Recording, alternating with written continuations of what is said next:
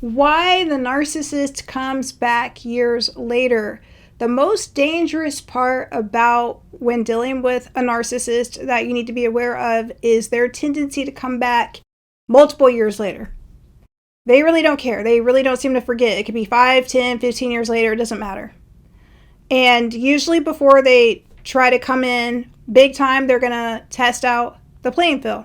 So they're going to test the waters by, for example, if you have a real estate business and they claim to have a real estate business, or they claim that they liked real estate, they will try to follow you on a social media profile that they built just for real estate and say something along the lines of, oh, I always really respected the fact that you were into real estate, and I always looked up to you and admired you for that. So is it okay that I follow you on my real estate account, because you're such an inspiration, or something like really positive? And you're like, well, I know he's a narcissist, and I know he's not a good guy, and I know, but I'll let you do that. No, can't do that.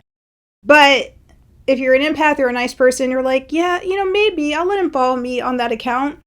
And that's how it starts, right? And so they might follow you on that account for, let's say, a couple of years.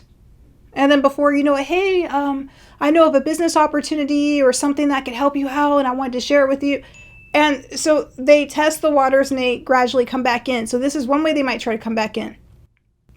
But the biggest thing to know, and why it's so risky, and why I put so much emphasis on don't go back, is because over time, after, let's say, 5 years, 10 years, 15 years, you tend to forget why you were mad at them in the first place. And let's say you're in a really good place, you're happy, things are going really well and smooth, and you're different than how you used to be, and you're living a whole new life or something along those lines. And you're in a great mood, and the narcissist enters the scene. And they're extremely charming and glib, and they look great, and they're really sweet to you, and you're like, wait, why was I mad at this person? And you start thinking, well, maybe, I was younger back then, or, maybe I judged them too harshly, or maybe it wasn't that bad, or, we're in different places, people change, I've changed, they've changed, and you start rationalizing it to yourself, and before you know it, you're on a date with them, or you're in phone calls with them, and you start sort of gaslighting yourself, or allowing them to gaslight you, because they'll actually go through and lie about the past. So if you're like, well, wait, why did we not talk for so long? They'll oftentimes say something like, oh, I thought you ghosted me. I thought you left me. That's a really common line that they have. Oh, I thought you didn't want to talk to me anymore. I didn't know what was going on. Oh, I thought that you were seeing someone else, and so I left. And I always had a crush on you, though I always really loved you or liked you. And before you know it, you're like, well, it sounds nice. You maybe want to believe it or enjoy hearing that. And you're like, yeah, you know what? Maybe this person is sincere, and I should give them another shot and see what they're about.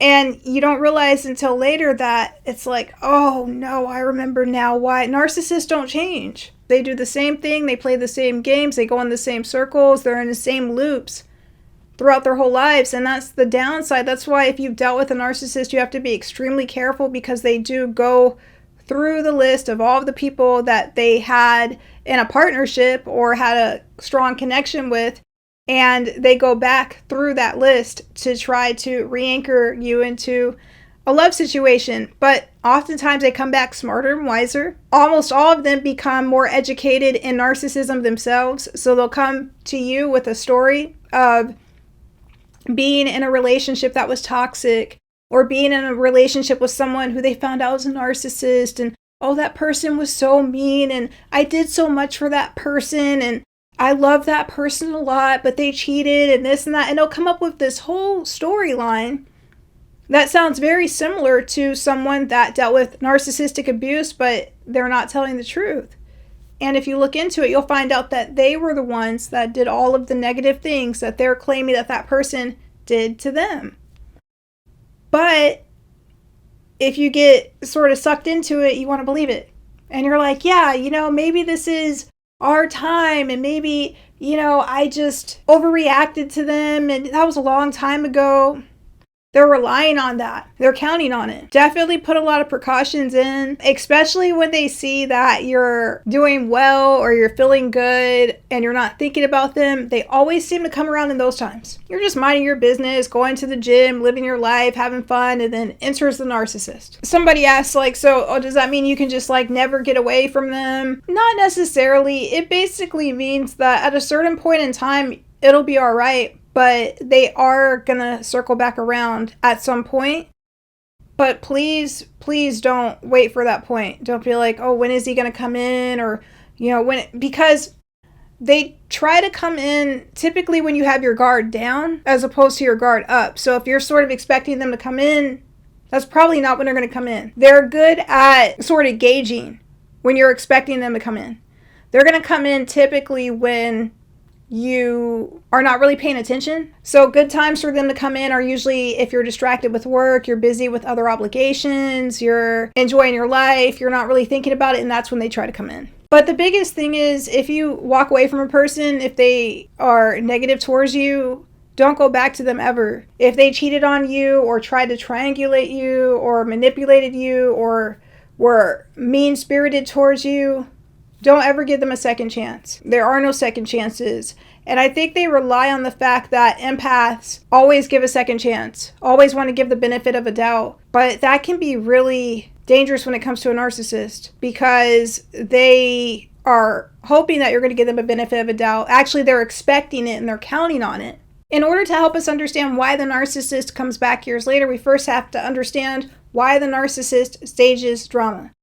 Narcissists feed off of emotional energy. They feed off of emotional reactions and the outpouring of emotional energy that you give them from them betraying you or doing something really negative. So as a result, they need you to validate their existence. They need you to show them that they matter, show them that they count. And the way that they do this is by you expressing how important they are to you, right? So if you cry over them, if you're angry, if you crash out, if you get upset, if you get jealous or anything like that, then you're validating that they exist and that they are important to you. That helps their grandiosity and their sense of importance, and it validates their self and their identity. And they do that by doing oftentimes very reckless, mean, malevolent things. So when they go through all of that in order to get a reaction out of you, and let's say they don't get it, they fixate on that, they focus on that, and they will come back in. It could be years later. So if you didn't give them that reaction, or if you're not giving them a reaction anymore, it's almost like coming back to show themselves, I still got it. As sad as that is. And they feel like if they can get you, then they still have it. Then they still have it together. And as a result, they will have a big boost to their ego, and then they will leave you as soon as they get the opportunity to, which is why there cannot be any second chances with them. If they were a great guy, if they were a great person, they would have never left. They would have stayed with you. Or if you left them first, they would have never put you in that position to where you had to leave them first. They would have been loyal, loving, kind, considerate, open. They would have never put you in a position to where you had to make the choice to leave them or to where they left you. And this doesn't just have to be romantic. This could be narcissistic friends, family members, etc. They have multiple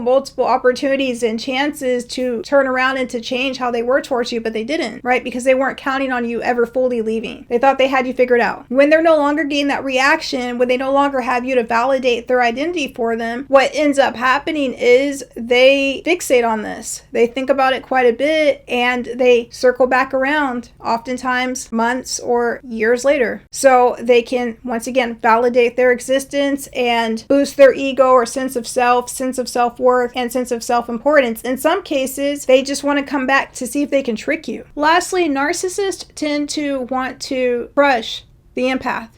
That's their goal. The ultimate goal is to knock them all the way down, keep them all the way down, and to be able to feel like, I got you, I did it, I broke you. That's horrible. And so as a result, what we need to do as empaths is never accept them back in ever again in any capacity, shape, way, or form, because all they bring with them is trickery or something that's sneaky. And the worst part about it is they will try to get into your head and make you feel like they're not doing anything wrong and it's all you. And, oh no, I never said that. And you're like, yeah, but you did say that. Oh, I never did that. Yeah, but you did do that. Oh, I never thought that way.